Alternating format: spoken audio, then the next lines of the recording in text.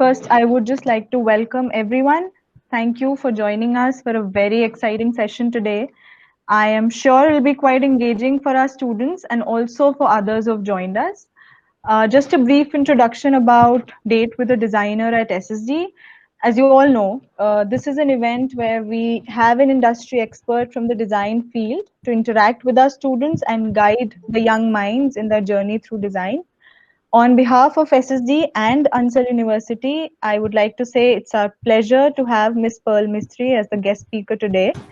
She has a very different approach and perspective on design as an outsider, as well as an insider, in her own words.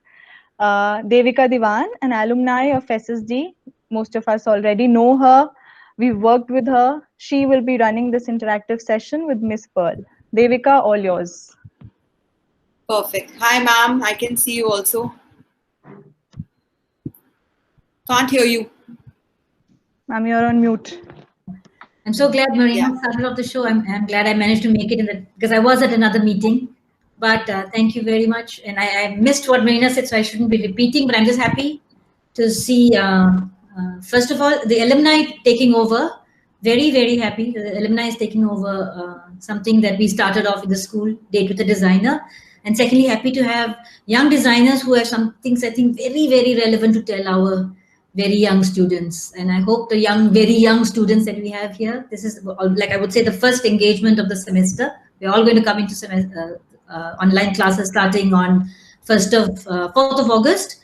So all those concerns that you have, ask someone like Pearl. She will tell you like this. I hope she'll tell you like this, right? I'm looking forward. I'll be more than happy to. Thank you so much. Thank you, Devika and Pearl. Perfect. So, hi, Pearl. Hello once again. Hello once again. Thank you to Jayanti ma'am and of course the faculty of SSD. So firstly, being an alumni, letting me do this, and thanks to Pearl for agreeing on coming on board and inspiring all the students. And like Pearl, you know pretty well, Sushant School of Design is all about design. There are so many verticals of design in it, and I see a lot of students joining in. So for all the students, who are irrespective of whatever year you are in, from foundation to your final year. You learn design from day one, and the process you start with on the very first day is something which stays with you till the last bit. You become habitual of your design philosophy in a way, and you keep learning with process. Designers keep learning forever. Quickly giving a little glimpse about Pearl, or I would actually hear Pearl giving a quick glimpse about her in quick couple of lines so that we can proceed with the further things. So Pearl, just take over and introduce. I think I'll start off with my presentation, and while I'm kind of walking everyone through it, I'll kind of go ahead and introduce myself as well in the process. So Absolutely. I'll just start sharing the screen, and we can have.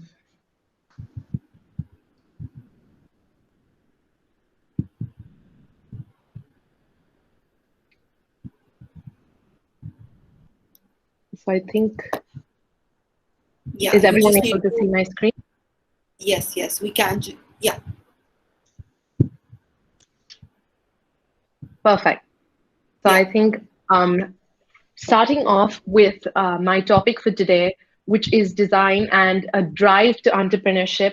So Della Group is one of those few companies that has been able to apply design and comes with a very strong foundation of design thinking. And we've used these two concepts and principles to really drive entrepreneurship within the organization and scale up into 6 different business verticals. That's where we stand as on today, all thanks to a bit of design thinking that my dad was being able to implement year on year for the past 25 years almost. So for most of you that don't know me, to give you a quick introduction, I'm Pearl Mistry. I'm from Mumbai. I am a director at Della Group, and I have been working full-time for about 2 years, and while I was in my undergrad, working for about 3 years with the company. So it's safe to say that I'm pretty much in the thick and thin of things. Even though these are the official ones, I think growing up, I've always been a silent spectator and to see what's happening with the organization. I am a Parsi, so my culture and my religion and heritage is a lot to play on who I am as a person. So I've always lived in the other Parsi colony my entire life, which is the largest Parsi community, which is non-gated and a case study in itself. Um, at the same time, like most of you might know, even though I do practice design and the business of design today, my foundation is predominantly business. I went to school in Bombay at an ICSE program, and then I went ahead and did the IB, where I was exposed to a lot of international teachers and the international curriculum. After which I still continued to go to University of Mumbai and get a very Indian college experience. And I think that is so important. So I think everybody who is at SSD today and studying, you're very fortunate that your base is in Indian colleges, so that you actually know how business and design per se works in India. You are really in the thick and thin of things. You are able to interact with people on ground and start networking at a very young age from, I think, within our own local communities. So that's something that's really good. I went ahead, and even though I got my base in India and my foundation in India, I went to do my master's in management at London Business School. So I think that was a very important year in my life as far as education was concerned. It really opened me up to a global perspective of things. And my more than, I think, just the curriculum at the university, my interaction with peers of diverse backgrounds and global nationalities, I think really changed my perspective. You get a good grounding feeling when you realize you're not the smartest or the most experienced person in the room, and you have so much to learn from everyone and the whole environment abroad. So I think I was able to get a good balance of the two, and now I have come back and joined the family business. So thinking like an entrepreneur, I thought I would cover today's segment into two topics. So one being thinking like an entrepreneur and thinking like a designer, and how the two have played a very crucial role in how I approach design and the business of design. So growing up, I always wanted to be an architect. I didn't know how to spell it, but I knew that's exactly what I wanted to do. And that was simply because I saw back then what was called Della Technica, founded by my father, Jimmy Mistry, taking on turnkey interior projects, city by city, corporate by corporate, residential projects. And growing up, all I saw was a multitude of projects being taken over in the design space. I find it very exciting because it's one of those fields and industries where the amount of hard work you put in actually has a visual representation to it. I don't think financial analysts get as excited when they print out a new balance sheet or something that they've worked on the way we designers and artists do per se. So Della Technica, while it took off, had a great stint in the early 2000s. We managed to do every top corporate office there was, every television channel, every radio channel. We were one of those people who pioneered in turnkey interiors and were able to pretty much take over, and fortunate enough to do projects for all the top 100 corporates pan-India.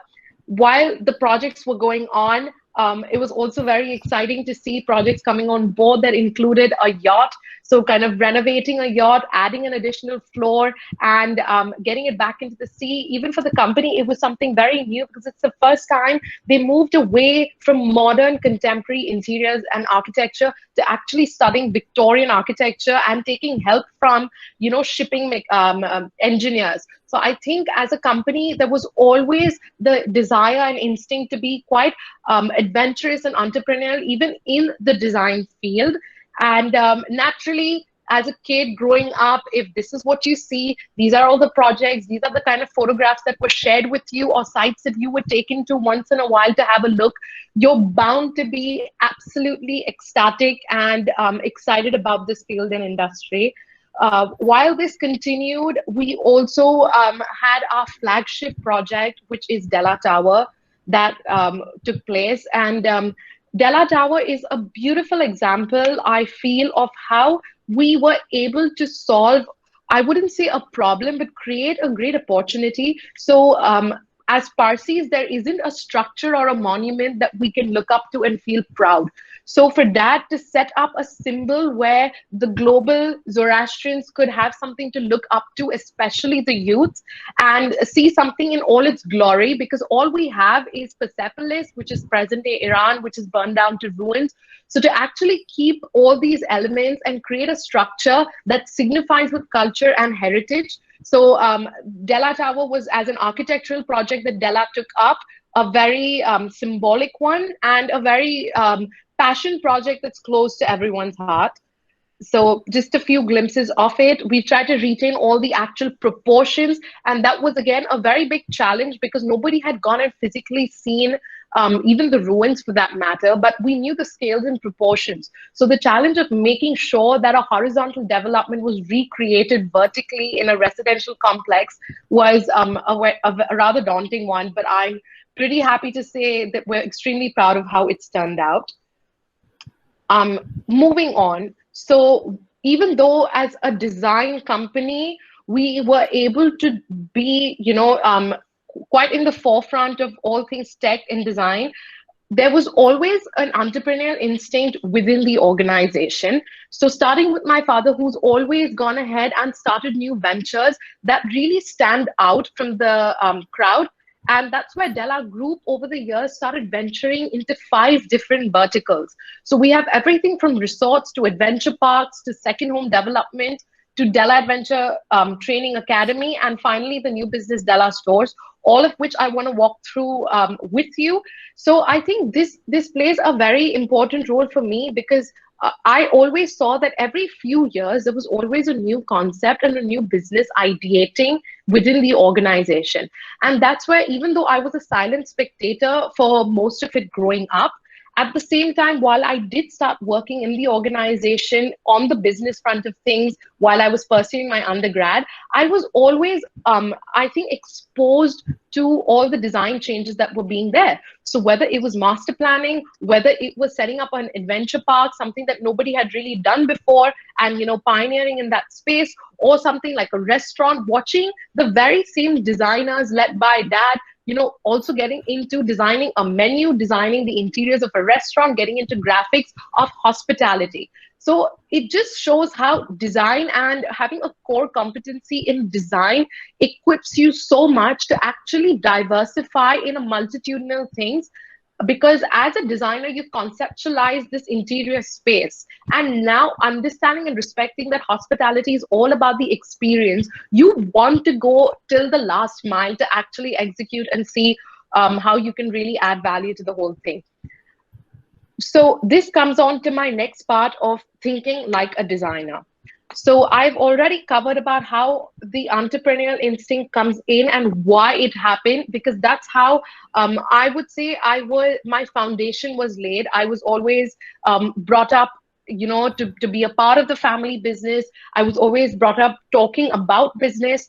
And I realized that while business was one thing, and it was definitely also part and parcel of design. So I still remember, and even it still happens today, we happen to go to a restaurant or go on a holiday somewhere, and that's always careful to identify all the design elements around us. So it's as simple as, okay, who's done the tableware in the restaurant that you're seeing? Where is this light from? Look at the color combinations. And it also trickles down to something as, common as fashion designing.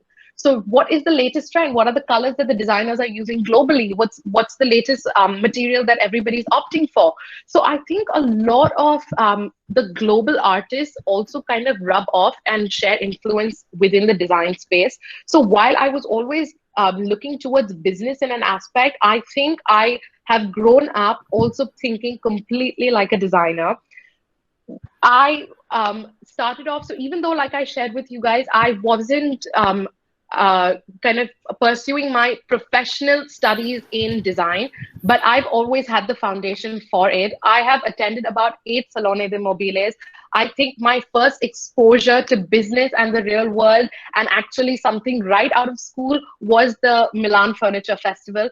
And I think that really exposed me to the field of design. And somehow I think also went ahead and acknowledged the fact that, yes, this is exactly what I'm passionate about. So even though initially I didn't kind of venture into that field, design was always something I instinctively wanted to get into.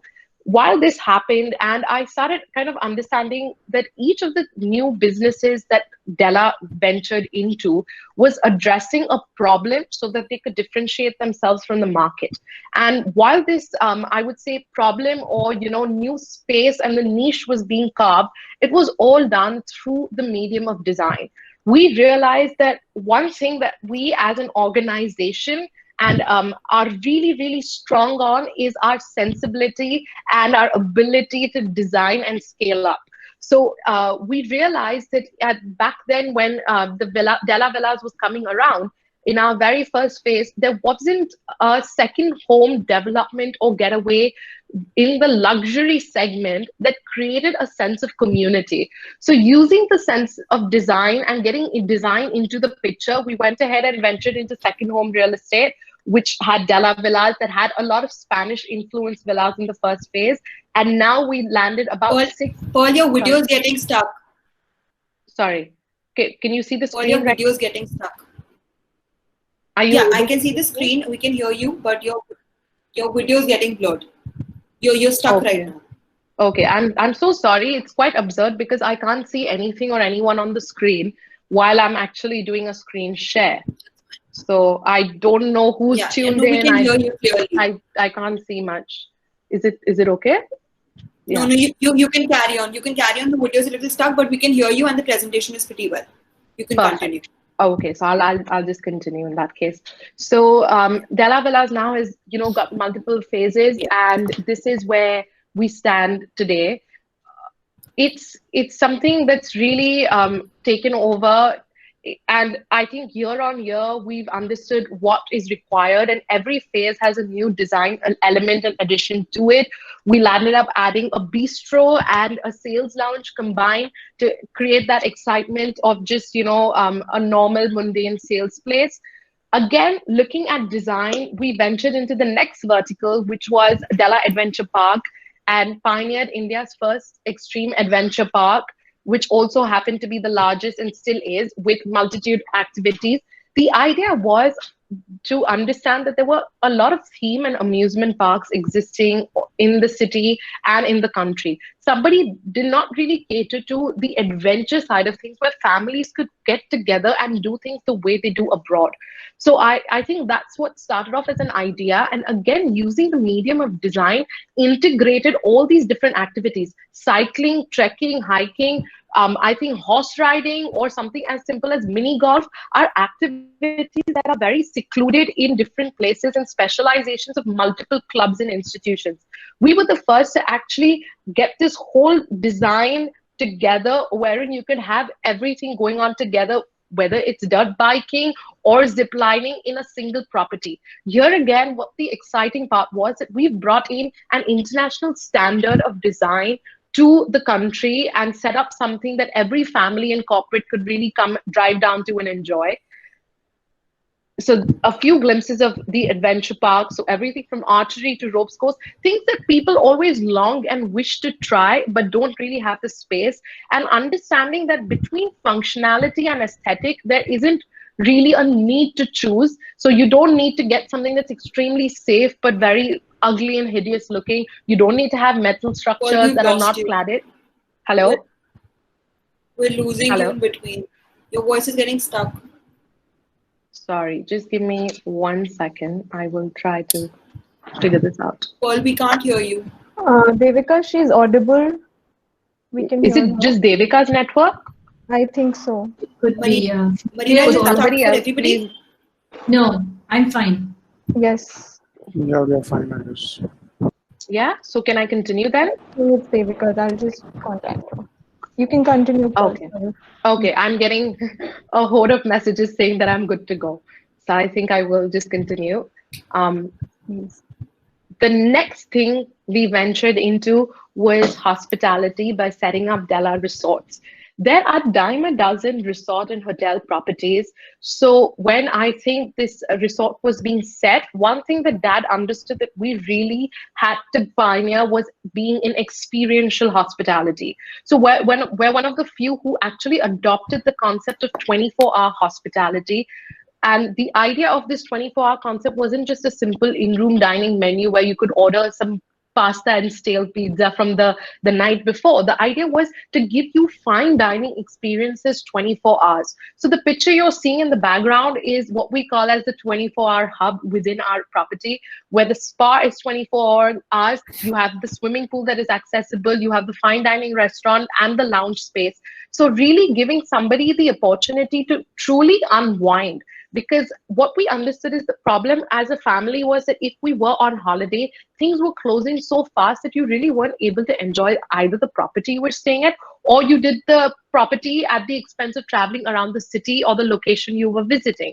So I think really keeping in mind how we could do that and addressing the whole space. While that happened, the most exciting thing about this resort is we had to understand that Della had no experience in hospitality. So even though we couldn't say that our service was the best or our food was the best, what we knew is the design could be. At the same time, we realized we're a standalone property. So there has to be some reason or some excitement that required to be created so that a family or somebody traveling would want to keep coming back again. So I think what happened, and I think it happened pretty organically year on year, that set up different resort properties within the same location. So that let somebody feel like they were getting a wide variety of options as far as accommodation, staying, and experiential hospitality went, simply by using design as a medium to innovate and create unique spaces that had talking points in each of them. The same time, it really gave an option to kind of cater to a large audience. So for instance, the very first resort we set up was Camp Della Resorts, which till today happens to be a complete favorite. It really works because it gives you the true experience of Lonavala, being up in the mountains, especially the monsoons. So this is, even though it's a camp and a tent set up, it's completely made inside like a 5-star luxury resort should be. Nothing is temporary. It's a beautiful place, and it really makes sure that people get a complete experience like they would in an international, glamping trip, so be it. The next resort we had is the real widespread resort feel, which was an inspiration from a very nice hotel in Bali with a water body, a common space between the rooms. And this is what we call as the Dela Luxury Resort. This is our signature picture. It's beautiful, and the view that you're seeing actually is from the presidential suite of our resort.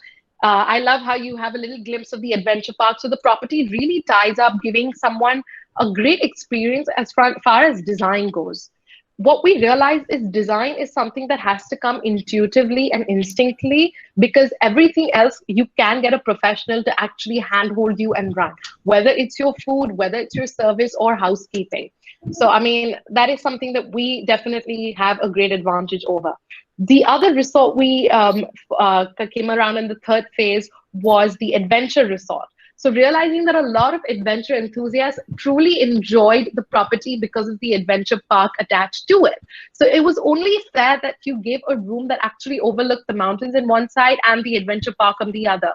So kind of like your Disneyland experience, where you can't stay at the property and really get infused in into the whole adventurous environment. That being said, even though the view is of the adventure park, the rooms and facilities at every point in time, we made sure to over deliver. So it wasn't just a 5-star, it was a 5-star that is good enough to compete with any international property in terms of design and aesthetics.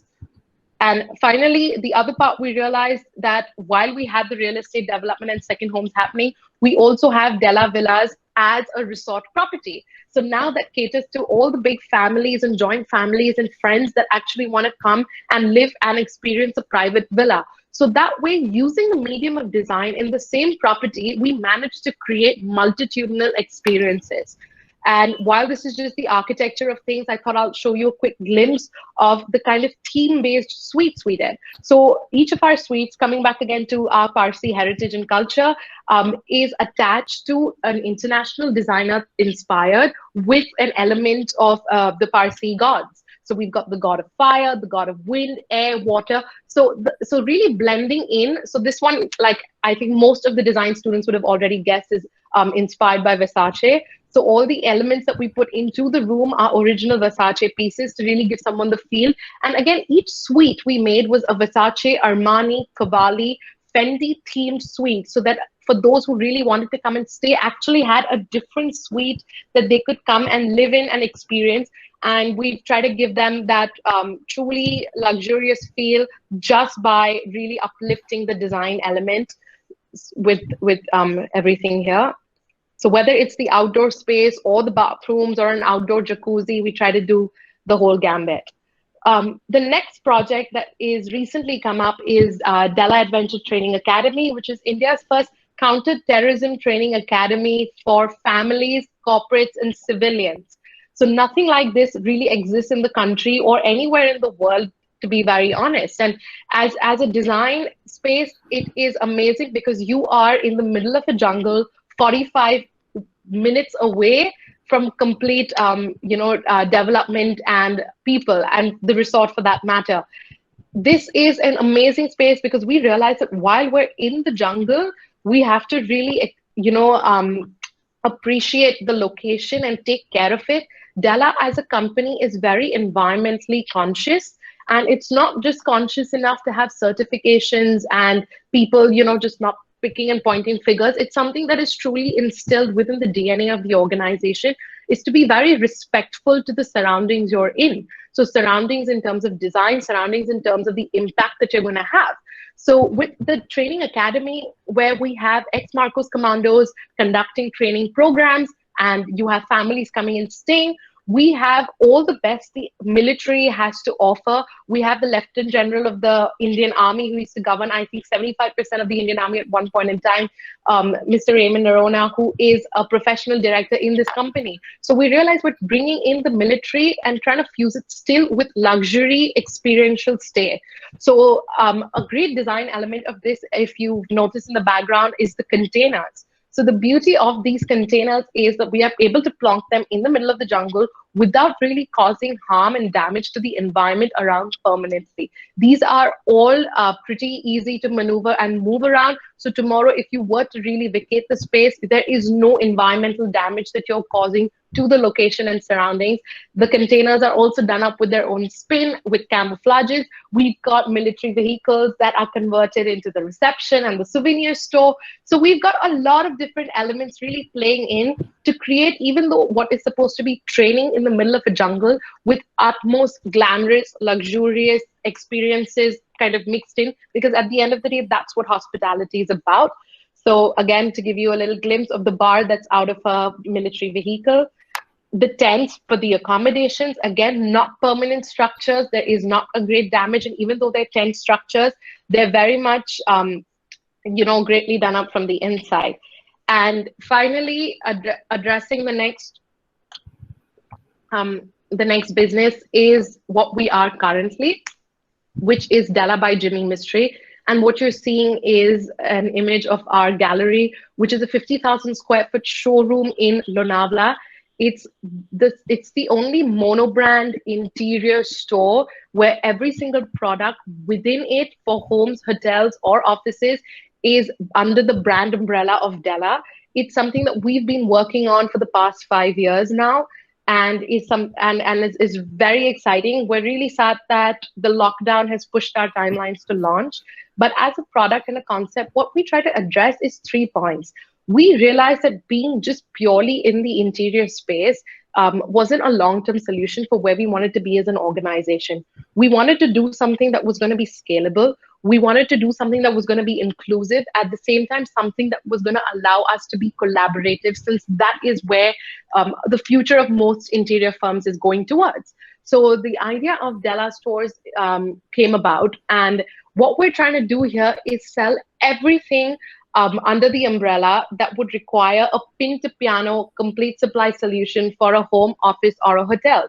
So whether that is furniture, whether it is textiles, carpets and rugs, whether it is lights, whether it's sanitary ware, faucets, fixtures, fittings, every single thing branded and manufactured by us and sold for a fixed cost. So that is a business model that we've been working on. And again, this is a perfect example of an entrepreneurial mindset and design fusing together, because something like this doesn't exist in the country before. You have global players that are very, well, rather in their own spaces. But you don't have someone who is catering to everything, keeping the end consumer in mind. This becomes collaborative because now you're not just working with a furniture or an interior designer. You're working with a product designer. You're working with someone who manufactures styles. You're working with someone who's looking into lights. You're looking at someone who specializes in sofas and chairs. And you have all these people within the company working and doing things and putting products out there. At the same time, we're hoping to collaborate with a lot of interior designers and architects. So we design ranges specific to them and sell it on the Della brand. So that way we have a lot of inclusivity, a lot of collaboration and idea generation.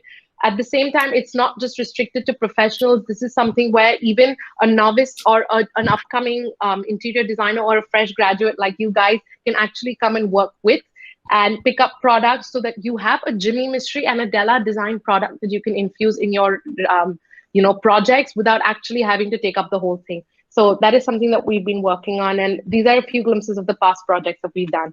So finally, I'm just going to wrap up the presentation, and I would be more than happy to take on any questions that you guys have. And if we've not been able to, we're definitely available to reach out on Instagram or online to get in touch.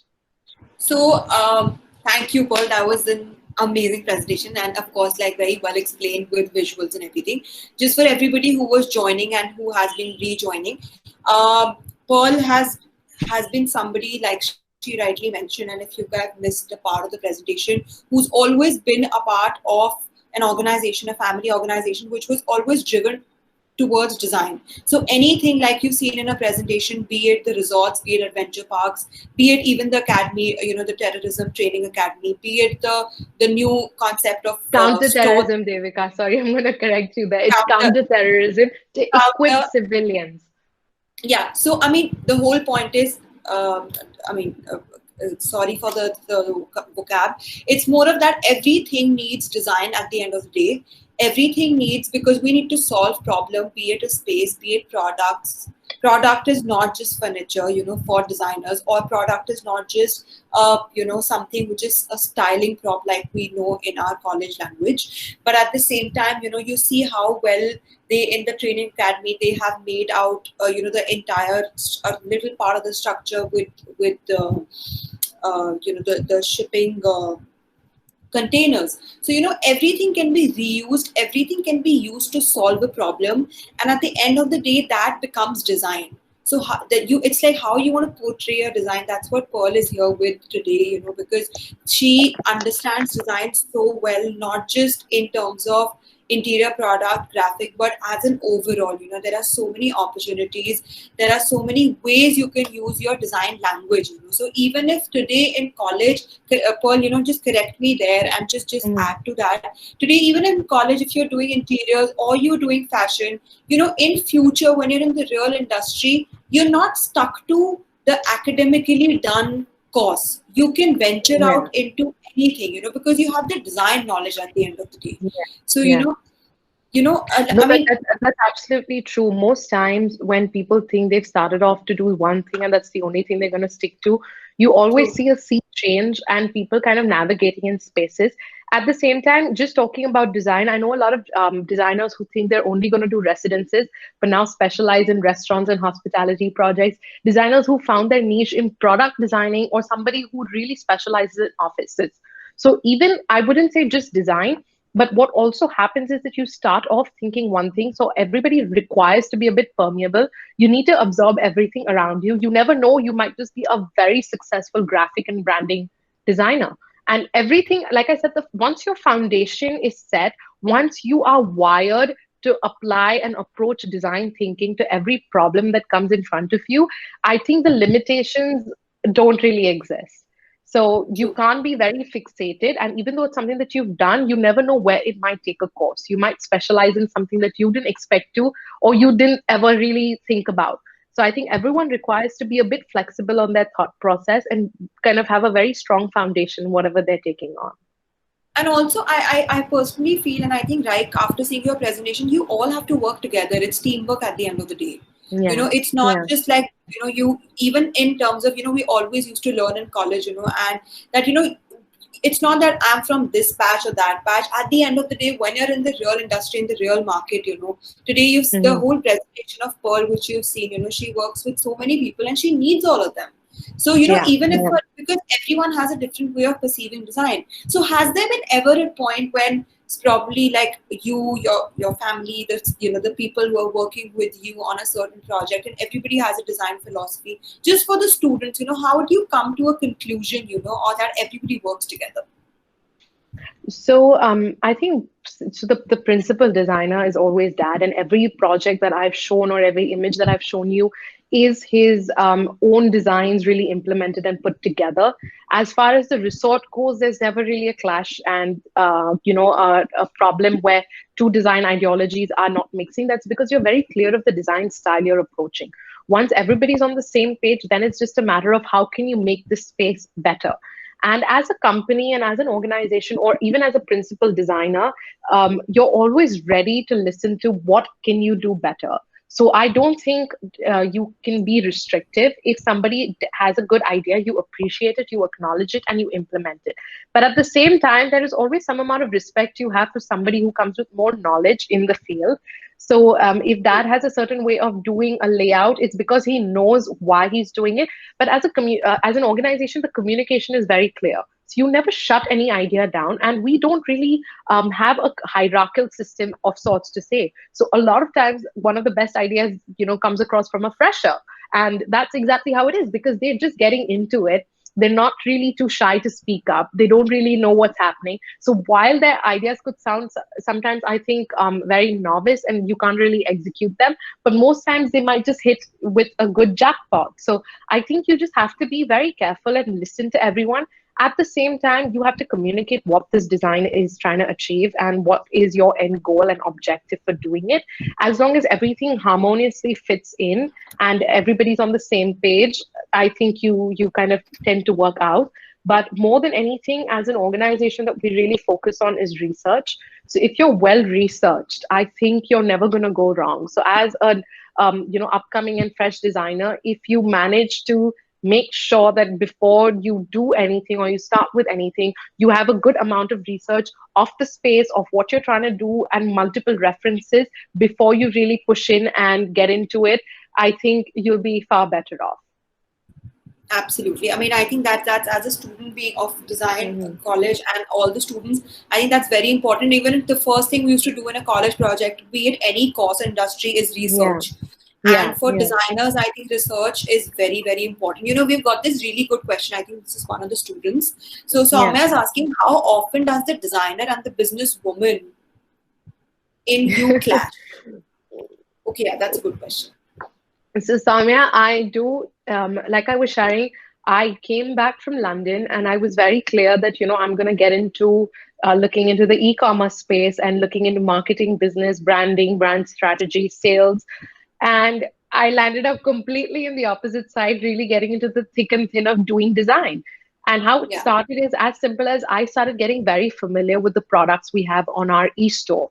So even though the store is not live, everything is functional for us to see at the back end. And I knew what product was what range did it fall in, what are the different products being added every week, and I became quite familiar with it. And obviously, me being the passionate and curious person that I am, and kind of being exposed to different designs out there, I would always keep recommending the new things or something that I've come across, and I'd always pitch it in. So it started becoming that I would also kind of shadow client presentations that dad would make or meetings with them. So I started getting, that's how I actually started getting into practicing design, you could say. one thing led to the other because the product was recommended by me. It was now a matter of getting it executed. So I started getting involved with the factory and the production with the factory, which we have in Daman. So we've got 2 factories in Daman that make furnitures for homes and offices, which was always making it earlier just for projects that Della did. But now we're looking at it for the new business predominantly. So it's going to be making products that we plan to retail in the market. And while this came into the picture, a lot of times you do make decisions whether you want to automate something too much, for instance. So as a company, we're very highly digitalized and engineered. So every product that we have, we'll try to see if we can put a fingerprint access lock to it, whether we can connect it to Alexa, whether we can have USB chargers embedded in the tables. So we're always trying to do these things. And with tech, that's where the difference comes in with price points. So this is just a simple example. So really trying to understand. So I wouldn't say where does the business woman and where does the designer clash. I think the business side of things just makes you think a little more critically. As a designer, you tend to get carried away with materials, options, and selections. The business side of things really makes you question what is the price point you're doing it at. So maybe I could make an exception and in one of the turnkey projects really make a product that's very expensive. But tomorrow, if I were to retail the same product in the market, would it actually sell for that much? Would I be able to justify the price point? That's where you start thinking, and that's where you start challenging the design part of it. A good designer, I've understood, and like looking at that over the years, that you're able to find that fine balance where you justify the price point you're trying to do. We realize is Della, and it's not just in the design space, but it's in real estate, in hospitality, in the resorts, or anything that we do, that we fall in a segment where we're trying to democratize luxury. So you cannot be the most expensive person or the most expensive choice in the market. But then again, the price point that you're at really brings in value to the customer who's going to be actually taking it on. So I think that's the one location, like point where I think design and business does really clash in, but you just have to find a way to make sure you balance a bit of both. And you need to have a good business strategy, whether you're a designer or you're in any industry, to be a professional and making a career, even if it's a passion. You know, like, well, I think you're super passionate about design, but at the same time, like you rightly said, that whole business mindset, you know, being an entrepreneur in the industry really gets you going. You know, and you think very, like you said, you're as a designer, you think very flexible. You know, sometimes you don't even think about, like you said, you know, about the costing or about how it's going to sell. It's just that, oh, this is my design and I want to create. But with time and the way the type of situation we're going right now, you know, the whole COVID thing also, I think you need to be very well thought about the whole business thing, and it's good. It won't clash, but it's good for a person. I mean, do you think for a person to always have both the sides in them? You know, the business side and the designer side. I would say that you need to. It's very important. So, like I said, that I've understood with time that tomorrow, if I didn't do business, maybe would it come instinctively? I hope so. But everybody has to really learn and teach themselves things. So the same way, just because I had a foundation in business didn't mean I didn't teach myself learning in the design space. So I kind of shadowed my dad for a multitude of years to see how he handled the project, how he handled making a furniture piece. I did my own research. I always try to keep into the thick and thin of things so that I taught myself. So the same way, just because your foundation is in design doesn't mean you don't teach yourself business. Tomorrow, and I hope a lot of you want to start your own practices, you want to... I have a question. Paul, we're left with, I think, about 15-20 minutes because we have a time for Google Meet. So we actually, the point you were coming to, we have a question that says, can you please guide me to build from scratch, you know, design brand from scratch? Yeah, I see the thing. So I would suggest, hi Sagar, definitely try getting some experience working with somebody who's already in this field. Because again, iterating to the point where you have a really strong foundation as a designer. Tomorrow, when you have to start your own business, you have to run both sides of it. So you need to have a very good business acumen as well. So option A would be to get maybe a partner who takes care of the other side of things. So you as a designer can really focus on what you're passionate about. And option B is to teach yourself all the other things, which is only going to happen if you go ahead and work with somebody or start shadowing someone. You often learn a couple of things. You'll start networking. You'll start knowing the right vendors, the right resources, which will help you not just in manufacturing, but also selling points. So I think that is definitely one thing that you need to focus on to build yourself a good brand. The second thing I would say, once you have started, and something that I do, is just constantly go and attend events. and fairs and trade shows that happen in the industry, because more you meet, more you talk to people, is how you will be able to stay appraised and really know what you're lacking and how you're going to be able to do it. You will need a really good team, and it's not easy finding people. You're lucky you come from a very good college, so tomorrow you will have an amazing alumni network to fall back into. But it's not always easy getting the right set of people. Either they connect with you, but then they don't deliver work wise. So you need to find a good balance between that as well. So your team is going to be very important. So I think these are a few parameters I've touched on that you need to take care if you want to start your own brand. But it has to start with getting some own work experience for somebody else first. True, true. Somebody's asking, what are the interior styles are you drawn to, Himani? What interior styles are you drawn to? Himani, so as a company, even though we're into modern and contemporary interiors, we also fall in the luxury segment. So we try to make sure that everything is quite rich in a very sophisticated manner. Personally, for me, I can never decide. I'm one of those people that just doesn't have a favorite in things. It's not because I'm not interested, it's because I love one too many things. So I could suddenly want something that's very contemporary, very clean, very monochromatic. But at the same time, there is a time when I want a lot of pop of color. I want, maybe a bit of bling, maybe some amount of gold. And it just completely depends. If you were to ask me what is my mood board, I wouldn't say I have one. And as far as the style goes, it really depends on what space are you talking about. So as much as I love classical interiors, would I practice it? No. Would I want to stay in one or create a space? No. But do I like it? I definitely do. It all comes down to the space, the location, and the purpose, right? So if you tell me if I had to have my own space, so like my workspace is more white, it's more neutral, it's more clean, because for someone like me, I realize that I need to have something that's very clutter-free and very contemporary and minimalistic at the same time. Correct. I think for a designer, it's always a learning. You keep learning. Yeah. So we actually have Fayaz who says, I'm from Lonavala and he's visited the Della resort. And they're asking how you use a natural space in your outdoor design. How do you convert outdoor space in your design? So basically, Fayaz, like, how do you put design in outdoor space? Yeah. So one thing I think Dad as a designer does way better than anyone else is exterior, open spaces, facades, and a lot of outdoor space design. He is impeccable with his lighting, so I think that is definitely one thing. A place like Lonavala and mountains, I really don't think you have to work too hard to create something marvelous. The right lighting, however, definitely makes or breaks a space as far as the outside goes. Because in the night, how you really keep the mood lighting without having interior and architectural light really playing a big role is very important. But I think the outdoor space in design, you really have to define what the purpose is. Do you need a lawn? Do you need a sit out? Do you need a dining space? And accordingly work with it, and make sure you keep the weather in mind, because in a place like Lonavala, the humidity can be very hard to deal with.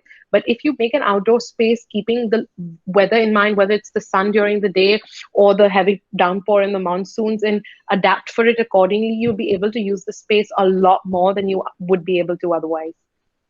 Correct. So we had somebody asking before I take up Himani's question again, that what are the skills and attitude you see in a person when you employ a designer? So, Sachin, that was a very nice question. I saw it when it came in as well. It's very difficult because, like I told you, there are different people that come in, right?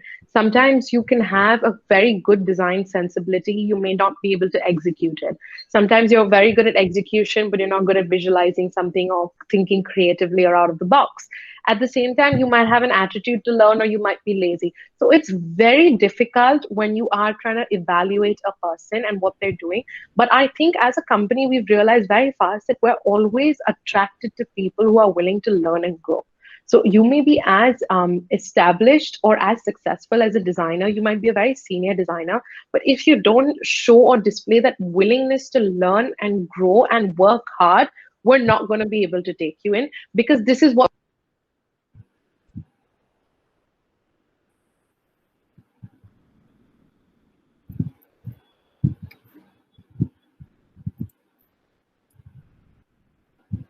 Well, sorry to interrupt, but I think your mic is on mute. Sorry, just Can you hear me? Yes. Yeah, sorry. But just to quickly wrap that up, I think you just need to show and display a very positive attitude towards learning, because you will always be as relevant as the last thing you've learned or read about. So if you display that and you show the willpower to work hard and execute your ideas, I think you'd make a great fit for not just us, but any organization.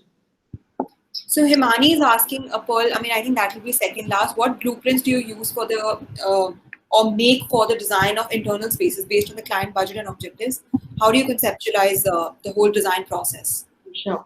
So Himani, like ever since I got into the business, we've been working towards the Della by Jimmy Mistry business model, which involves already having a ready set of ranges. So when we approach a client within the first few interactions, you start creating mood boards for them to really get an idea and essence of what they want.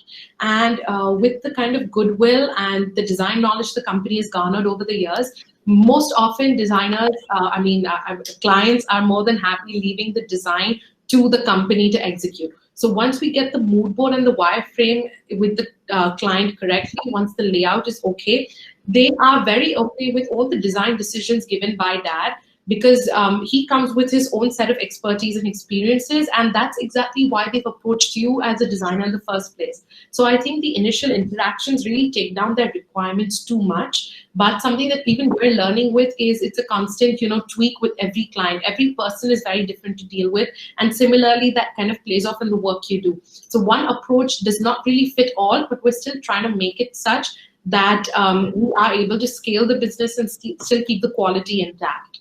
So I hope that's answers your question. Well, one thing I think which I want to ask, and I think all the students, when I keep talking to them also, everybody is so skeptical about the whole process of design, how the industry is going to be. You're in college, some are not getting internships. Everything is still getting back on track. Somebody who's, into the professional field, what kind of, if say, some words of hope, and something which just cheers them up. See, irrespective of you being a good designer, but something for all the students, to get ahead in life, and there is definitely something, for you to do in the design market. So one good ray of hope that I can share with everybody is that even though there's a lockdown and business are getting affected, we're one of the few companies that are still hiring people in this market, whatever said and done, because you have work to finish and execute. So are we going to be able to get new work very soon? I don't know. But I think people will start opening up because they realize the importance now of a house or of a second home. Maybe commercial places, not as much. Second thing is that it's not just our company. I know a lot of other firms as well that are, looking at new talent coming in. So I think right now it's an okay market. By the time most of you graduate, I hope things, improve and settle up. It's going to be difficult. We're all in this together, so there's no denying that. But I think, like I said, commercial spaces maybe not so much. But for residences, the real estate market, people are still buying homes in this depressed market because they want to move into something better. They really realize the value and appreciate it. So that's one part of it. And the second thing about just those wanting to start off, I would suggest don't start off something new on your own just yet. First, get a good foundation, let the market settle a bit, and then venture into something you want. At the same time, try really working and collaborating and think a little outside the box. So just because you're not getting work at an interior or an architecture firm doesn't put you at a limitation right there.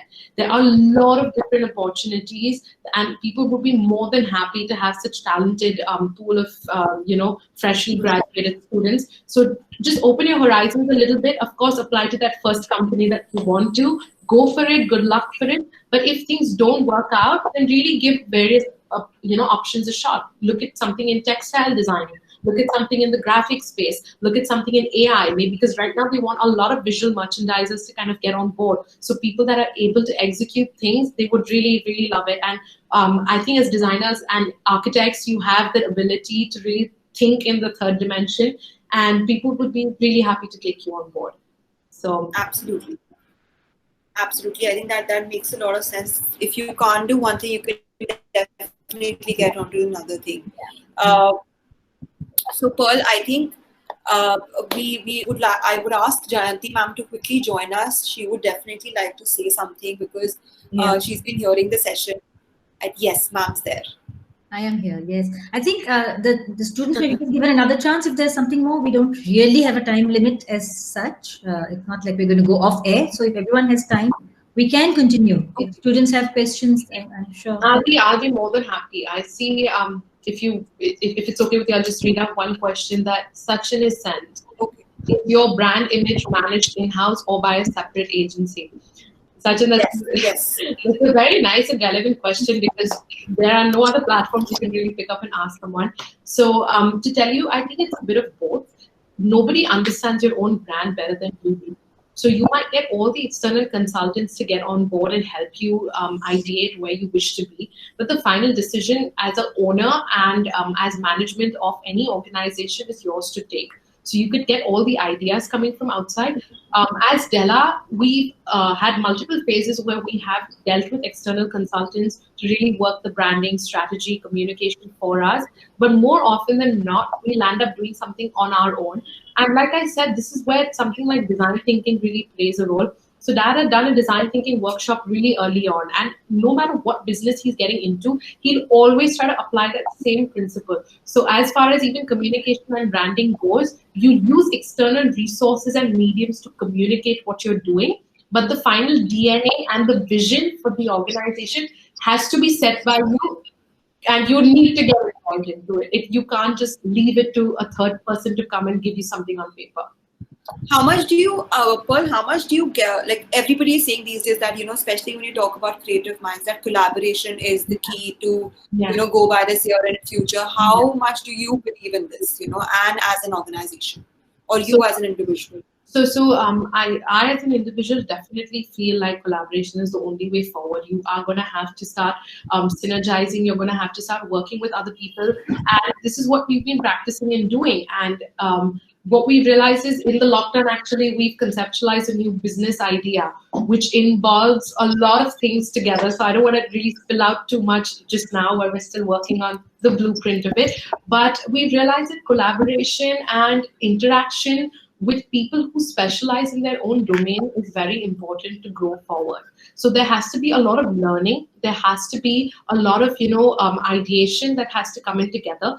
At the same time, as a company, we always deal with different vendors above and beyond just vendors, right? So that always has this habit where if you're selecting a material or a product, it's not about just send me your catalog or send me an email presentation. I'll glance through it, show me the price point, and I'll take it from there. It's always meeting the person and saying, okay, this is what you do. And he reverse pushes them to do a little better. So this is the product you have. Why don't you try, go back to your team and tell them if they can work on this product a little more. So this work, now even the team on the other end never thought that this is how we can actually put into application our product, or somebody's thought of something else. So you made a finger lock. Now can you make it a pedestal lock? Now can you make it a multiple lock system? So how can you really challenge each other? You're in the paints, you're in a different segment. So I think collaboration is a two-way street. So even with people that you deal with, so whether it's manufacturers you're working with or vendors for raw materials, even that is a good enough collaboration, provided you stop treating them just as a quick email interface. You have to really get more involved with people and start communicating and discussing why you're even opting for that product. Because you'll be surprised, they might just recommend something that's much better and for all you know, even cheaper. So true. That is because everyone has a different way of understanding design and different ideas. I think it's always good to have a teamwork. So Alicia is asking what qualities. I think we've discussed the skills, but that's the word we're mentioning as an intern. And for any design student, and we get such good opportunities as SSD alumni or even as students to intern at organizations and all. What are the qualities and work is expected from an intern? So, Alicia, I think you have to understand that as an intern, you're in the organization to learn, which is why most organizations are quite hesitant. Even initially, even though we took up a lot of interns when we were practicing architecture full time, after a point it was that, okay, if you're going to come in for 3 months, I'm going to be teaching you, and just when you learn something is when you're going to kind of go out there and adopt it. So what I realize with interns now, especially with us, is it has to be a good give and take where even you as an intern in an organization feel like you've added value. So this is where the ideation comes into play. And with everything that's going on, we just don't limit people working in one space. Just because you're doing interiors doesn't mean I'll ask you to also look at the online platform, or how is the graphics coming in, or how can the brochure go on, or how can you make a presentation. So that really helps you get in and make a pitch to somebody. Sorry, I think someone's sharing screen. So now you're sharing screen. Yeah, I think it just by mistake happened. Yeah, they started sharing the screen. Yeah. But that is basically, I think quality is, whether it's an intern or an employee, I think the quality stays the same. Somebody needs to show the willingness to work hard and the willingness to learn. Then any organization would be more than happy to teach you, mentor you, and grow you. So the two are super critical. True.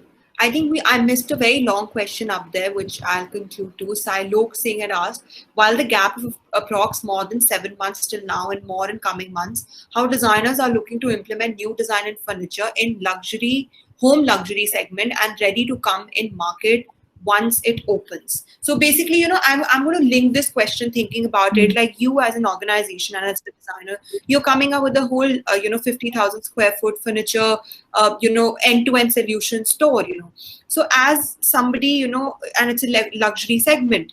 So now that you're ready to come in the market, so are you implementing new designs, keeping the whole situation we've been facing this year? Yeah, so it's quite challenging, Devika, because like the interior work has been going on since a while, right? But now, because it's been a process that you've been ideating, so more often than not, over time, some of your ranges become a little irrelevant as compared to the new options or the new designs that you've thought of or you've been inspired by. So it's a matter of really taking decisions, but at the same time, keeping in mind that you can't abruptly just change an entire room design so far. But I think Dad, as a person, is always working a lot towards perfection. So he's a perfectionist of sorts, and he doesn't like to compromise on something. So wherever we can definitely go ahead and make changes, we are going to. And the idea of this business is to always be on the forefront of things. So it's not just, okay, because of the lockdown or not, we always, as a company, always want to be on the forefront of things in every space or every business that we get into. So whether that means updating our entire e-commerce website design, because the design was made about a year and a half, 2 years ago, and now we've been exposed to so many new things happening on websites. So does that mean because I created something then, am I just going to hold on to it? No, you have to evolve and adapt, or then you're going to put a wrong impression out there for people. And with interiors, we're somewhat fortunate. We're not like the fashion industry where the spring sale is, over and autumn collection is coming and that is outdated and that's gone off into the retail market. Design trends don't change overnight. So things are here to stay. People are not going to change their house interiors for 5 and 6 years and sometimes even 10 years. So I think we can be a little okay. We're a little comfortable right now. Everybody knows it. And that being said, whoever's in production and as a design company, everybody who's a very design-oriented company, whether lockdown or not, is always working towards the next best design option. So I think that is definitely something that you should focus on. True. Maybe I think almost at the end. Absolutely. Yeah. Almost at the end. Really? Yes. Yeah. I think, ma'am, we've just got a student Soumya's question again, which I'm going to just take up as the last two questions. I think then we can just wind it up. What do you need to consider when designing? Okay, that's a very generic question because as design students, this is what do you consider? No, I think Soumya's last question is quite nice, which says, how hard is it to work on multiple projects and do you manage to make them? No, I was taking John's question. Oh, sorry. I was taking the question above Soumya's. What do you consider? Sorry, John, I'll try to cover up both the question and answers together. So Soumya, one thing that you have to understand is every designer also has their identity. And I realized that with time that as a kid, I wouldn't know most of the projects that Dad would be doing. But if I saw a magazine and I saw a photo, it was very clear to say that this was a Della design project. And that's because if you over time study it and pay more attention closely, everybody has their signature elements. So Dad, for instance, loves Chester sofas and he loves crystal baccarat chandeliers. So I know those elements are something that it's a project that he's into. It's not because he's not thought of something or no. Most often than not, it's your signature. It's almost as if you're signing off on a project. So while that is one thing, every project has to be different from the other, and you've already learned and you're always so inspired to do something new that they happen to be different. The other part is that, again, like I said, people are very different. So every client's requirement and brief will never be the same. So even though they might say we want a luxurious home and a well-designed home, they always have a different preference. Someone might like bold colors, someone likes muted colors, you want a neutral palette, you want a beige tone, you want a warm tone, you want a cool tone. So everything changes so much, and that gives you the ability as a designer to still make sure that your signature style stays and remains, but you get the opportunity to really do creative work project after project. True. And I think, in college, we have different subjects related to design, and we have different projects going on with the different faculty. Yeah. If I relate to it now, it's actually a learning since then, because you are doing so many projects. Every project is design oriented with a different philosophy.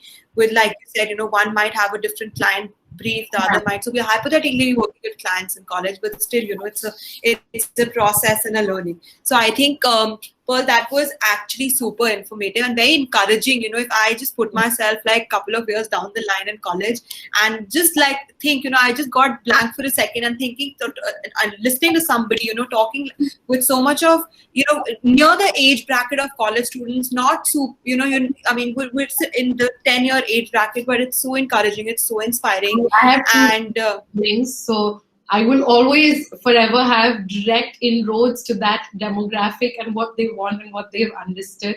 And I think that really helps. But no, you're right. I think what I've understood over time, and I definitely want to tell people, not just to make them happy and motivated, but what is actually true, that today people appreciate good talent. So your years of experience have not much to say. Of course, that is a different thing altogether. That's an added advantage. But good talent speaks for itself. So any organization that you go to, really at this age, work hard. Like, I also understand it all comes down to your priorities. Like, what do you want to do? And this is the age to really prioritize your career and to prioritize learning. So any organization that you go to will be happy to keep you and will be happy to mentor you, so long as you show that you're in the same mindset to grow.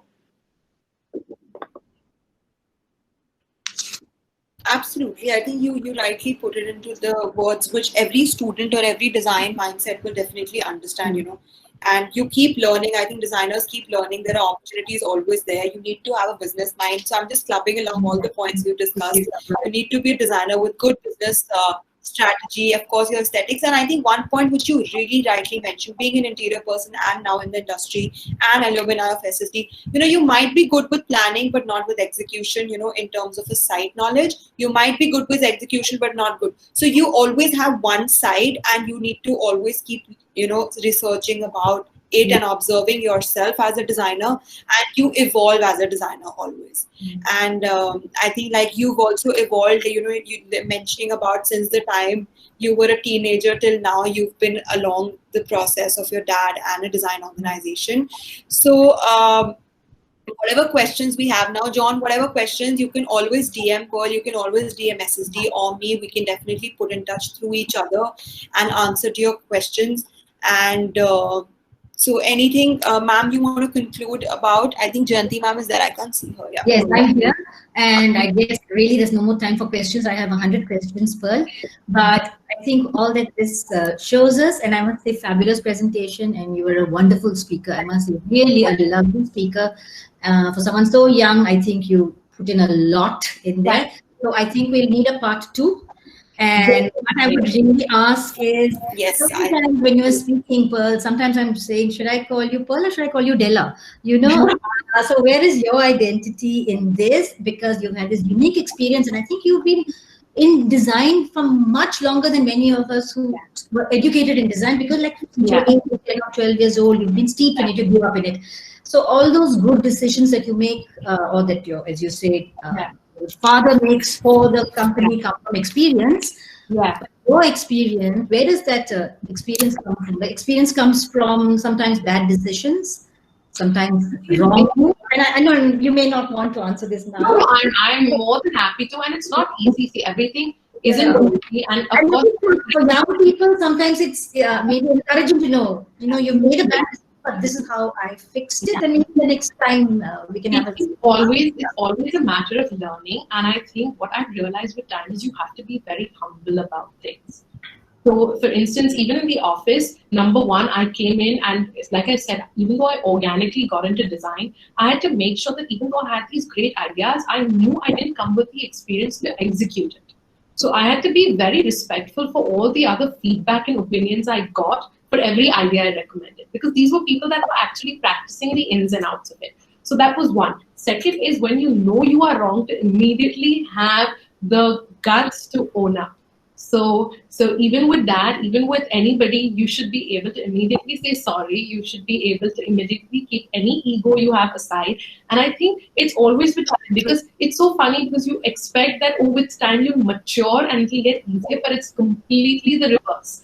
As a young person, you will just immediately say, oh, I'm sorry, I didn't do it. But more you grow and more you have, and I think that ability you have. So I think that's something that everybody always has to work on. And I realize that these few things, if I keep myself as a person in check, I don't think anything else becomes very difficult. Yes, definitely you get the challenge of where is your own identity, but it's something that I don't focus on too much, because I realize that in a day there is only so many things that I'm going to be able to give my focus, time, and attention to.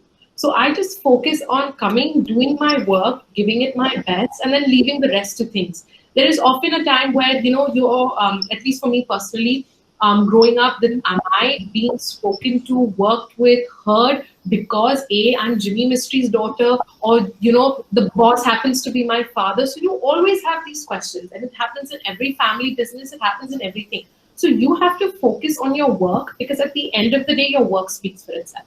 And if you are respectful to the people around you, you respect experience, and you are also very open to learn and listen to new advice from people who are much junior, I think you're in a good place. You're creating a very positive environment around you. And then in that environment, when things go wrong, you always have a little backup, a little guidance, a little support to, put you back on track. So I think that is how I tackle it. We'll still need a part two, but lovely. I think it was very nice. Thank you for coming. Thank you, Devika, for organizing this. It was really very interesting. Thank you so much. Thank you to everyone from the school who got it. And thank you, Devika, for recommending me to do this. I always enjoy our conversations. It's always a good experience in learning, talking to each other.